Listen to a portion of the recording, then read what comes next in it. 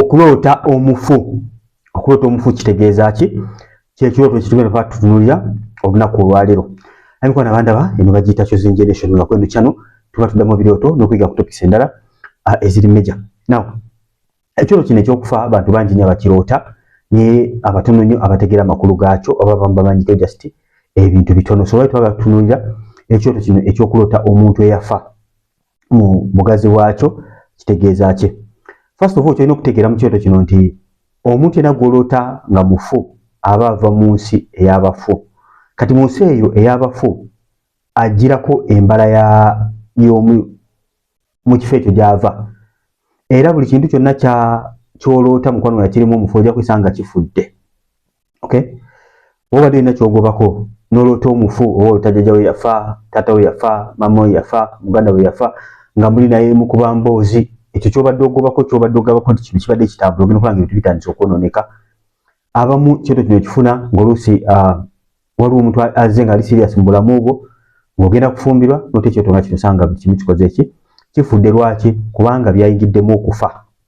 Oli omufu yaleese embala ye ey'obufu n'influencinga ekyo kyabadde kigenda maaso mu bulamu bwo. Kyenyaga bategeeza mikwano nti ensi ey'omwoyo yaddala waliyo ebigenda maaso mu nsi ey'omwoyo bingi nnyo by'otamanyi, emyoyo mingi nnyo egiriyo ate bingi nnyo ebigenda maaso. Kati bw'otategeera nsi ya mwoyo kakananga ebintu bingi bidobookanye. So kikulu nnyo mukwano gwange okutegeera amakulu g'ebirooto by'oloota.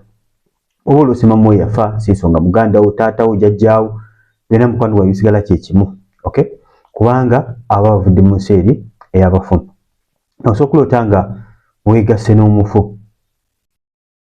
N'oloota nga weegasse n'omufu azinga ab'omukwana baagalana. Okay? Mukwano gwange ebiseera ebisinga oyo abeera kawuula yabadde ayambadde omufu oyo naye ng'era ekigendera kisigala kimu. Sitaani tajja buzzi, sitaani ajja kubba, kutta na kuzikiriza. Yokaana 10:10 sitaani ajja kubba okukola ki? Okutta n'okuzikiriza naye Yesu yajja ffe tube n'obulamu. So oloota nga weegasse n'omufu manya mukwano gwange ebyo bifudde. Abamu oloota nga yali bbaawo naye nga bw'aba yafa si nsonga. Bwe tuba tukuba ebirayiro mu kanisa tugamba okufa kwe kulikola ki? Kwe kulitwawula, kitegeeza nti bw'aba afudde muba mwawukanye. Omuntu obeera naye n'endagaano ne contract ng'oli naye wano ku nsi nga muli balamu naye kasita kwawukanako n'agenda mu nsi endala nawe n'osigala mu ensi y'abalamu manya nti mukwano gwange muba mukoze ki? Muba mwawukanye. Mukwano si kwegaana baganda baffe abaafa, bataata baffe ninja otegeere nti mukwano gwange omufu ne wabanga yali muganda oba yali taata obw'ajja mu birooto manya nti nno azze nga mulabe. Okay? Abamu baloota abafunu n'afiira ddala ebyaddala osambulira yafudde naye nga kirooto kyavudde ku mufu. Okay? So kirooto kino eky'omufu kiri very sensitive naye ng'ekigendera kyolina okutegeera mu kkowa ya kino ekirooto nti nno omufu ono aba alina byazze okuzikiriza. Abamu oloota ng'omufu akutwalako ku pikipiki nga mugenda mwena gye mulaga mukwano gwange manya nti amagenda g'oba olimu mukwano gwange aba gagenda kufa. Omufu aba alumbye amagenda go okuba nga agatta. No biki ebitukumirako endagaano zino ez'abafu? Oluusi abantu bano tuba twabagala nnyo, oluusi n'omukaabira nnyo n'omuteeka ku mutima, ebiseera ebisinga ogenda okulaba nga n'ebirooto bitandise okuba ng'oloota byaki? By'abafu. Abamu n'okuba ekirooto kino n'olwana naye ng'olaba omufu akoze eki? Akulemedde. Olw'ensonga wabeerawo endagaano oluusi eziba zaakolebwa ezikumirako omufu oyo. And sometimes waliwo abantu abagenda ku malaalo ne bakolerako eddagala abalogo mubamanyi bye bakola. Osanga mukwano gwange bakusibidde ku mufu, bakutadde ku malaalo omwoyo gwe bakuconnectinze n'abafu, bakugasse n'abafu. Osanga mukwano gwange ebyo byonna birina kukola ki? Birina kufa bufi. So olina okuba nga mukwano gwange bw'oloota nga naddala mu baloota ng'oli malaalo mukwano gwange olina okusaba Katonda abe ng'akujja. Osoma mu Isaaya essula 28:18 Bayibuli egamba n'endagaano gye walagaana n'amagombe erikola ki? Ejjuwa n'okutawaana kw'atawaana mu tekuli nywera. So mukwano gwange ekyawandiiko ekyo kisome Isaaya 28 essula ndoza 10 kibasomere tukirabe. Isaaya weeyayo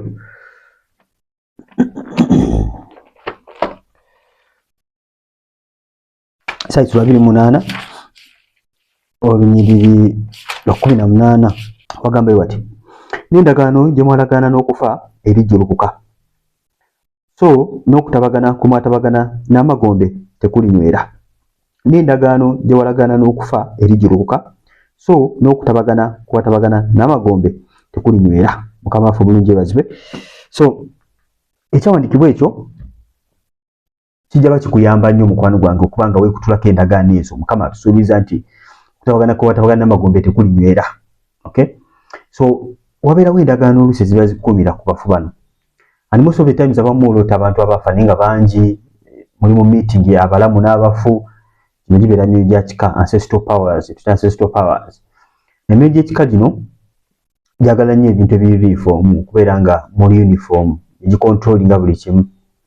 Isalawo weza musoma oba temusoma, oba mufuna ssente oba temufuna, ezamuli abantu b'ensi babagamba kati bajjajja banyize tugende tusamire tugende tutereeze bajjajja ninga tena tukimanyi nti lwali takola ki ne bajjajja tebatereera otereeza mpaka bwofa bakutwala. Mukama yeebazibwe. Naye obulamu obutuufu obuli eno Mukama waffe Yesu kati mukwano gwange bakola endagaano n'abafu.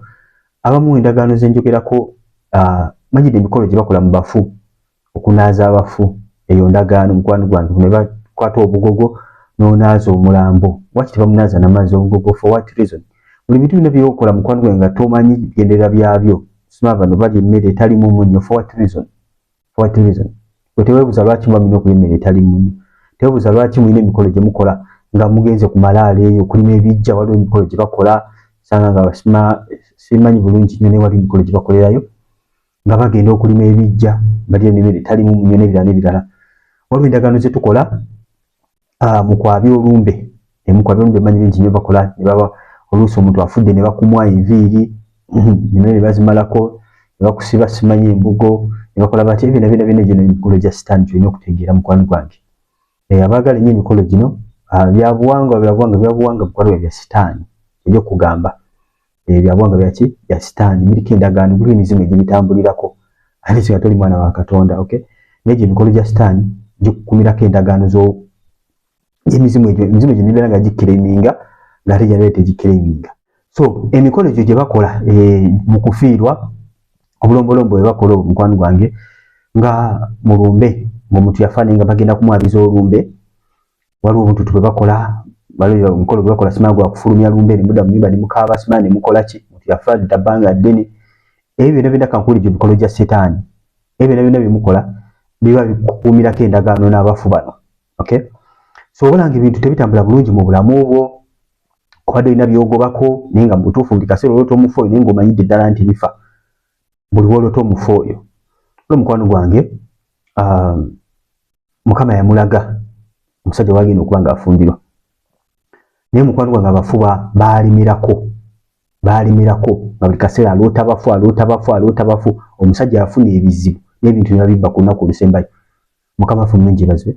Just because Mukama Katonda ayogedde tekitegeeza nti nno mukwano gwange ogenda tuka ku buwanguzi just like that. Waliwo amaanyi ageetaagisa mukwano gwange okuyimirira okusobola okuba nga owangula. Mukama waffe omulungi yeebazibwe. Abamu Katonda bw'ayogera mu just relax ate oba Mukama Katonda ayogedde n'okukola taakole ajja kukola. Kintu kimu kye weerabira nti Mukama Katonda akola ng'ayita mu ffe. Mukama yeebazibwe. Sometimes olina okuba ku level kw'otuuka osobola okuoperatinga ku level gy'osobola okubeera ng'owangulirako ebintu ebimu. Ng'ebimu tosobola biwangulira mu maanyi ago g'otambuliramu ago. Ng'olina okubaako Yesu nga bagamba nti ekyengeri eyo tekisobola kuvaawo nyongeze mu kusaana okusiiba ng'ebira mu St. Matayo 17:21.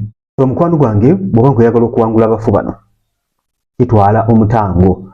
Njogera ku mutango kitwala okwewaayo okunoonya Katonda. Olina okwekutula ku ndagaano zino ezikugatta n'omufu ono. Nga Bayibuli tugambye nti endagaano gye walagana amagoba terikola ki teyimirira terinywera. Mukama Katonda waliwo ekisa waliwo amaanyi agasobola okukuwanga agakwawula. Mukama waffe omulungi yeebazibwe kwawula ku ndagaano ezo. So kati olina okusooka okukola kubanga weenenya endagaano z'okola n'abafu. Ennyimba ezetwayabya sometimes abamu okaaba n'enkya n'otula ku malaalo n'otula ku malaalo ne weejjusa omuntu yafa kwegamba n'obeera awo nobeerabira nti waliwo ne Katonda. Mukama yeebazibwe nnyo. Tetukabira bantu bafudde. Abantu abafudde mukwano gwange omuntu aba afudde mukaabire, it's no problem. Naye kyokkaaba buli lunaku muwe w'ennaku oyo asooka okugulirawo oluggi. Endagaano z'abafu ne zikola ki? Zikulemerako. So twenenye endagaano ze twakola n'abafu ne ze baatukolera. Abamu twali baana bato endagaano ezimu ze baatukolera naye ng'olaba omufu akoze ki? Akwesibyeko oluusi ne muzadde we yafa ng'oli mwana muto naye ng'akwesibyeko naye ng'okimanyidde ddala buli olota omufu oyo ebintu tebikola ki? Tebitambula bulungi bwe njogera nawe olunaku olwaleero. So omuntu yenna aloota abafu ojja kulaba obulamu bwo nga bukola ki? Bwebufaanana weebuuze lwaki bafu abo bw'okola ki? Bw'oloota. Endagaano tuzeenenye ate tumala okwenenya endagaano zino olwo musayi gwa Yesu gutuguleyo tujje bina gye bakola ki gye bateeka tujje mu ndagaano ezo zonna kuba nga bwe tugamba nti nga temanyi nti mwagula ebintu ebigwa feezo oba ki okazabu ne twagulibwa ki lwa musayi gwa Yesu kuba musayi gwani ogwa Mukama waffe Yesu gwe gutugulayo kuva mu ndagaano zino zonna gwe gutugulayo kuva mu busamize gwe gutugulayo buli kintu kyonna kye twakola okay owulira message eno mukwano tewesajja musango byonna ebyabaawo wetha busamize wetha ki byonna ebyatabaganya n'abafu manya mukwano gwange omusayi gwa Yesu gukola ki gumala okutuujayo mu ndagaano ezo omala okwenenya mu ndagaano zonna kyolina okuba nga okola kubanga okuba omufu ono babulinga bwe tugamba nti laba mbwadde amaanyi n'obuyinza kulinnya ku njaba ez'obusagwa na buli maanyi ga mubiri tebakibakolo bina katono kulinnya ku misota n'enjaba ez'obusagwa kyaka kugamba mukwano gwange amaanyi agenda okuba nga gawangula buli kimu kyokola gali munda mu ggwe Mukama agateeka munda mu ggwe Kristo atuula munda mu ggwe Mwoyo Mutukuvu atuula munda mu ggwe so kati gwe alina okukola ki gwe alina okuba nga ofulumya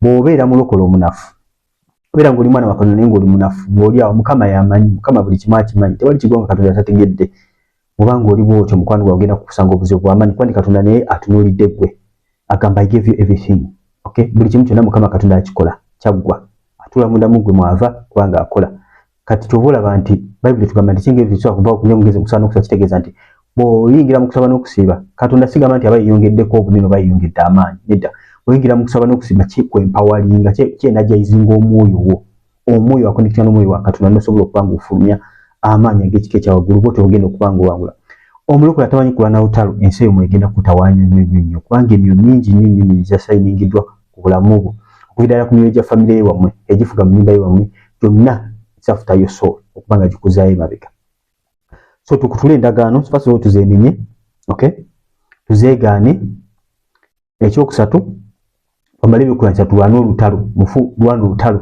yingira mu kusaba n'okusiiba weeyawuleko noonye Katonda ku nsonga eyo bw'osaba bw'otyo mufu n'alemerawo instead of insisting buli kaseera okusaba ekintu kyekimu over and over again dda maaso ga Katonda mubuuze lwaki omufu ono alemeddewo maybe waliwo endagaano gy'otamanyi maybe waliwo eddagala lye bakuteera ku malaalo maybe waliwo ebintu bye bakola by'otamanyi omuntu kubyetaaga osooka okubikkulya okube ng'olaba kubanga Bayibuli egamba bakulembera omwoyo omutukuvu baana ba Katonda kitegeeza nti olina okuba nga okulembera omwoyo omutukuvu okay ate era Bayibuli egamba tetumanyi kusaba nga bwe tukola ki bwe kitugwanira omwoyo omutukuvu yakola ki yatuyamba mu bunafu waffe yatuyamba mu kusaba kitegeeza tuwetaaga okuba nga oluŋŋamiza omutukuvu oba ng'oliko olutalo spiritual warfare so kyekyo mikwano atubuulire mikolo ki gye mwakola gyolowooza nti yinza okuba giconnectinga n'abafu tukuyigireko mu comment section nga olipya subscribing ku channel eno okonekade bonna kikola ekyo ojja kuba nga ofuna notification bwe tuba tutaddeyo video ku channel tukoze video eziwerako ddala nkoze ebirooto ebiwerako ddala almost buli kimu kyonna kye muloota video nzikoze kubanga olina kyoloose nga totegedde makulu gaakyo jangu wano ku YouTube teekamu kyoloose like okuloota embwa kitegeeza ki by Brothers TV ojja kuba nga ofuna amakulu g'ekirooto waliwo ebifo Mukama byeroboza wano mwasumululira abantu be ebisobola okwempawalinga n'obeera ng'oli mulwanyi w'amaanyi ng'olwana olutalo mukwano gwange ng'oli mulokola ajjudde nga toliiko kintu kyonna nga mutundu Christian Fellowship basomesa bulungi nnyo bakuyigiriza ne bw'oba ng'ogenzeewa wonna teweetaaga kutambula ng'onoonya muntu bakusabire nedda obeera mulokole w'amaanyi okay we are fully equipped because of Pastor Tom Mugerwa so nawe njaba bagamba mukwano gwange oba ng'oli eyo mbeera tetambula bulungi bino ebirooto by'oloota weetaaga abantu amaanyi okukwanibwa okuyigiriza kyolina okuba nga okola weetaaga okuyimirira gwe kennyini olwana olutalo naye weetaaga artist guidance so ekifo ekyo mutule Christian Fellowship kifo kirungi nnyo so okugenda mukwano gwange n'oba ng'osumululwa okay naye nga ab'enkwano kinjagala bategeeza nti Mukama Katonda asobola okusumulula regardless kyonna ekigenda maaso mu bulamu bwo as long as ofollowinze n'okola kyolina okuba ng'okola ne weewaayo maaso ga Katonda okay n'omunoonya n'oyikukulwa n'otalo Mukama Katonda asobola okubayanga akusumulula amaanyi n'obuyinza obiyina gwe ng'omwana wa Katonda kyoli okubikozesa oba otabikozesa naye nga level mu nsi ey'omwoyo sinzira ku ngeri gye weewaayo n'ebyomanyi Bayibuli egamba abantu bange bazikira olw'okubula okumanya so okumanya kintu kikulu nnyo ensonga lwaki tuli wano tubeeko tubamanyisa okay Bayibuli egamba oyo akola ki amanyi yeyongera amaanyi kitegeeza nti okumanya kukwongerako amaanyi okay sometimes obutamanya nabwo bubi nnyo obeera ng'oli confused stress wejjira kubanga oba temanyi kyakukola naye omanyi ekyokukola layisi ne bwendo tekiro tekifaanana kitya Mukama yeebazibwe nnyo manyi ekyokukola era nsala okukikola oba butakikola naye mba mmanyi ekyokukola ki ekyokukola kale bikwano kamberekereze mbaagaliza obuwanguzi mu buli kimu kyonna era bulungi mweraba